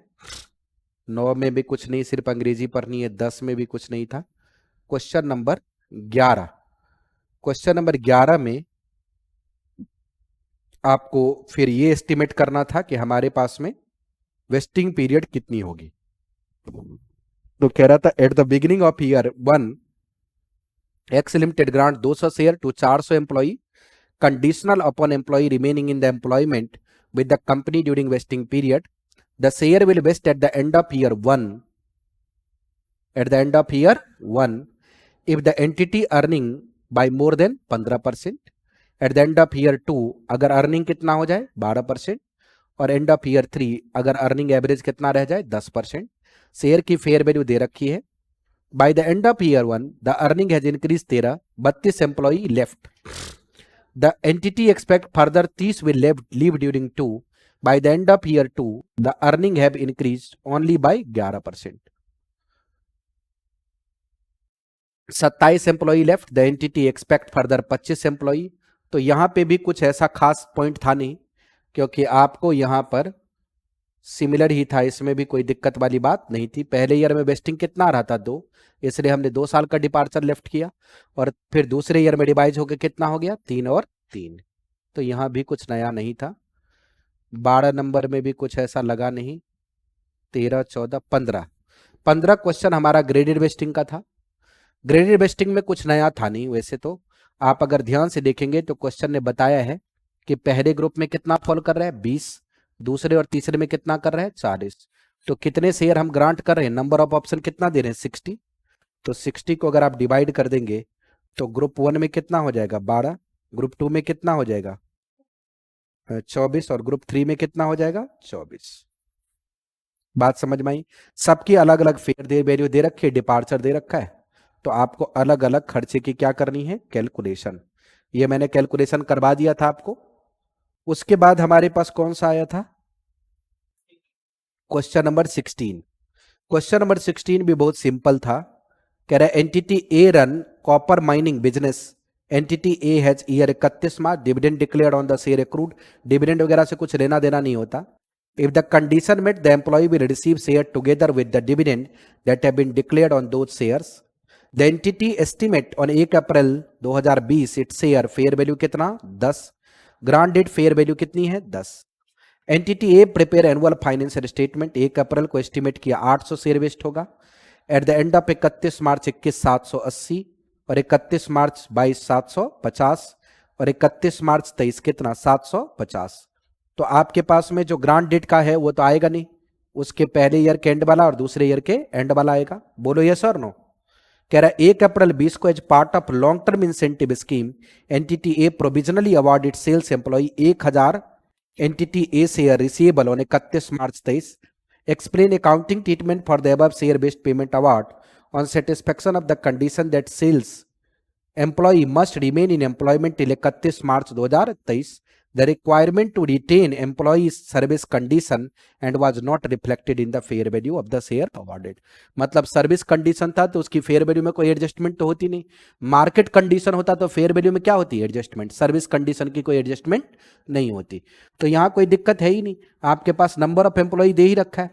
कितना है पहले ईयर में 780, दूसरे में 750, तीसरे में भी एक्चुअल कितना 750। नंबर ऑफ ऑप्शन आपने जितना दिया होगा वो गिवन ही होगा। कह रहा है the annual financial statement estimate share value, ये शेयर ही दे रखा है तो आपको कुछ करने की जरूरत है ही नहीं। फेयर वैल्यू दे ही दिया कितना 10, 10 और 10। आप वैल्यू निकाल देंगे और खर्चा क्या कर देंगे अमोर्टाइज। तो यहां कुछ खास नहीं था। क्वेश्चन नंबर 18 में भी कुछ खास था नहीं, सिर्फ ये लिखा था फेयर वैल्यू इतनी है, हमने कैलकुलेशन करा दिया था। इसमें भी कुछ नहीं था। Question was simple. Question number 19 was also very simple. बस क्वेश्चन नंबर 19 में थोड़ा सा हमारे पास टाइम कहाँ पे लगा था वो बता दें आपको। बहुत ही बढ़िया, वैसे ये क्वेश्चन आरटीपी में जो बनाया है ऐसा क्वेश्चन नहीं बनाया था पहले, पर पहली बार बनाया, लेकिन अच्छा क्वेश्चन है। कह रहा है entity achieve successful IPO during 5 year, the employee will receive free share rather than cash payment. So employee might receive free share at IPO और cash payment at the end of 5th year। कह रहा अगर IPO आ गया तो share देंगे, नहीं आए तो क्या देंगे कैश। अब ये दोनों अधिकार एंटिटी के पास है, एम्प्लॉई के पास नहीं। कह रहा है नंबर ऑफ नो, कोई एम्प्लॉई छोड़ के नहीं जाएगा, सब नालायक है जो आगे आपके यहां बैठ गया, कहीं कोई काम नहीं मिलने वाला इसको। कह रहा है at the date of the award until at the end of the second year it was not probable that successful IPO will occur. कह रहा है सेकेंड ईयर तक आपको ये नहीं पता लगा कि आईपीओ आएगा, तो पहले और दूसरे ईयर में आप कैश के हिसाब से खर्चा बुक करेंगे, क्योंकि आईपीओ आएगा नहीं तो आपको शेयर देने की जरूरत ही नहीं। तीसरे ईयर में आईपीओ आने के चांसेज हो गए और चौथे ईयर में आईपीओ ला करके शेयर दे भी दिया। तो अब आपको क्या करना पड़ेगा, पहले और दूसरे ईयर में आपने लाइबिलिटी बुक की है तो तीसरे ईयर में आके पहले लाइबिलिटी को किस में कन्वर्ट करना पड़ेगा, इक्विटी में, और फिर खर्चा बुक करना पड़ेगा, रिमेनिंग खर्चा तीसरे ईयर में रिकॉग्नाइज करना पड़ेगा, और फिर चौथे ईयर में जो भी होगा खर्चा रिकॉग्नाइज करके शेयर इशू कर देंगे। मतलब इस क्वेश्चन का क्रक्स ये है कि फर्स्ट ईयर सेकेंड ईयर क्या बुक करेंगे, SBP liability, SBP liability. Third year में क्या करेंगे, एसबीपी लाइबिलिटी को पहले किस में कन्वर्ट करेंगे, टू एसबीपी रिजर्व। बात समझ में आई। और फिर आप एम्प्लॉय बेनिफिट एक्सपेंस बुक करेंगे थर्ड ईयर का टू एसबीपी रिजर्व। बोलिए।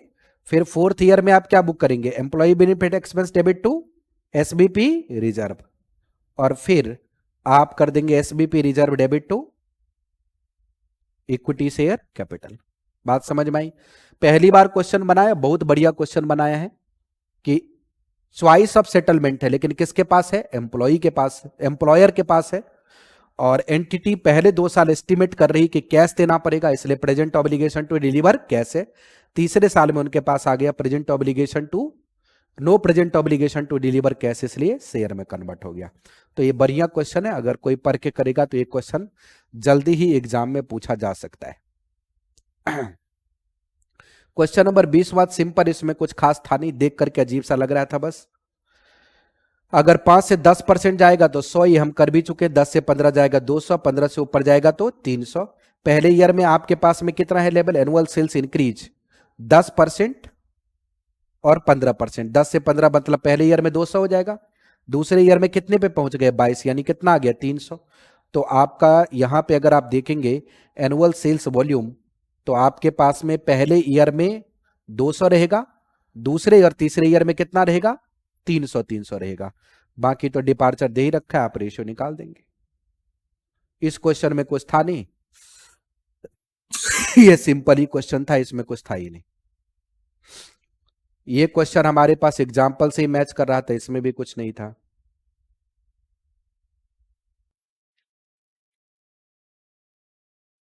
इस क्वेश्चन में भी नया कुछ नहीं था, बस इसमें मैंने ये बताया था कि यहां पे ट्रीटमेंट दे दिया कैलेंडर ईयर के हिसाब से, खर्चा पूछ दिया अकाउंटिंग ईयर के हिसाब से। तो पहले कैलेंडर के ईयर के हिसाब से खर्चा निकाल लो और फिर अकाउंटिंग ईयर के हिसाब से डिवाइड कर दो।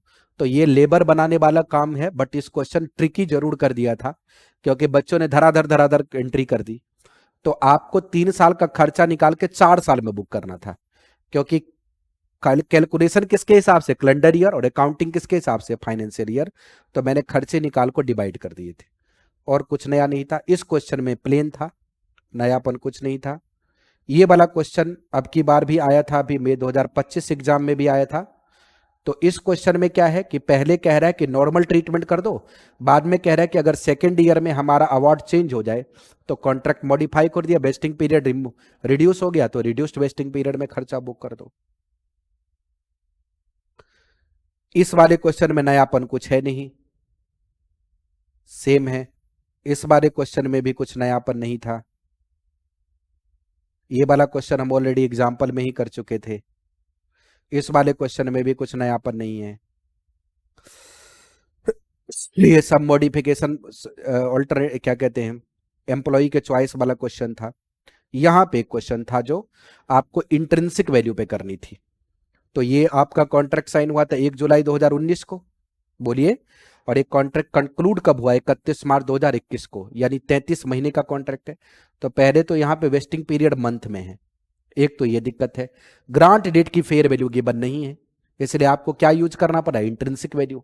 और जब आप इंट्रिंसिक वैल्यू यूज करेंगे तो आप हर साल की इंट्रिंसिक वैल्यू अलग अलग निकालेंगे, बोलिए। तो पहले साल के एंड में फेयर वैल्यू कितनी दे रखी है क्वेश्चन में, 186, और आपकी एक्सरसाइज प्राइस कितनी थी, 120, इसलिए इंट्रिंसिक वैल्यू कितनी आ गई, 66। ये जो एक्सेप्शन है उसके ऊपर कॉन्सेप्ट आ गया। दूसरे ईयर में फेयर वैल्यू कितनी है, 208, और एक्सरसाइज प्राइस कितनी, 120। तीसरे ईयर में 160 और कितना हो गया, 40। बाकी लेटेस्ट लगा के आंसर कर दिया। इसमें बस इतना ही ध्यान रखना था आपको कि यहाँ ग्रांट डेट की फेयर वैल्यू नहीं है तो क्या लेनी पड़ेगी, इंट्रिंसिक वैल्यू। और अगर आप इंट्रिंसिक वैल्यू लेंगे, क्या लेंगे, इंट्रिंसिक वैल्यू, तो हर साल के एंड की कैलकुलेशन अलग करनी पड़ेगी। ये एक्सेप्शनल पैराग्राफ पे बहुत ही बढ़िया क्वेश्चन बनाया।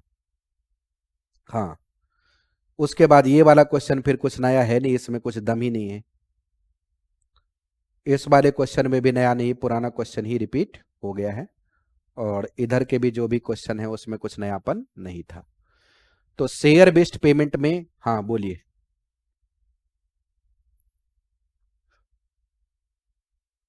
Question number 4। क्वेश्चन नंबर 4 में यहां लिखा है 13 रुपए ओरिजिनल कॉन्ट्रैक्ट की रिवाइज फेयर वैल्यू, नए की 15। तो 15 माइनस 13 कितना हो गया, 2 रुपए। 2 रुपए एक्स्ट्रा खर्चा बुक कर दो। यही तो बता रहा हूं, नए कॉन्ट्रैक्ट की फेयर वैल्यू कितनी है, 15, और पुराने की रिवाइज फेयर वैल्यू कितनी है, 13। तुम बार बार यहीं पे जाकर के टिक जाती हो। मैंने बताया था कि जो पुराना कॉन्ट्रैक्ट है उसकी रिवाइज फेयर वैल्यू निकालेंगे, और आप क्या कर रहे होंगे, मुझे पता है, 14 माइनस 15। कैलकुलेशन कैसे नहीं, 2 रुपए तो आ गई। तो 2 रुपए आ गए तो अब नंबर जो ऑप्शन है उससे मल्टीप्लाई करना पड़ेगा ना। ये है ना 30,300, पर शेयर 2 रुपए बढ़ेगा ना। तो number of share estimated to vest कितना है, 30,300। तो 30,300 इंटू 2 कर दो और उसका आधा बुक कर दो। यही तो किया होगा नीचे, नहीं किया है, ये तो किया, 30,300 इंटू 2 इंटू 1/2। और तो अब आ गया ना यहाँ पे 30,420 हो गया ना। तो जितना शेयर बदलेगा उतना ही तो कैलकुलेट होगा। वो तो 2 रुपए पर शेयर बढ़ा, तो नंबर ऑफ शेयर जितने चेंज होंगे उतनी वैल्यू चेंज होती जाएगी। बात समझ में आई। तो शेयर बेस्ड पेमेंट एग्जाम के एंगल से एक बढ़िया इंपॉर्टेंट सा टॉपिक है। नॉर्मली अगर हर बार नहीं भी कह सकते हैं तो आप ये कह सकते हैं 80% टाइम इसकी फ्रीक्वेंसी है। ये क्वेश्चन एग्जाम में इसके आते रहते हैं, और मुश्किल चैप्टर है भी नहीं, आप आराम से इसको कवर कर सकते हैं। तो इसका रिवीजन मुझे लग रहा है सफिशिएंट है। बहुत बहुत धन्यवाद।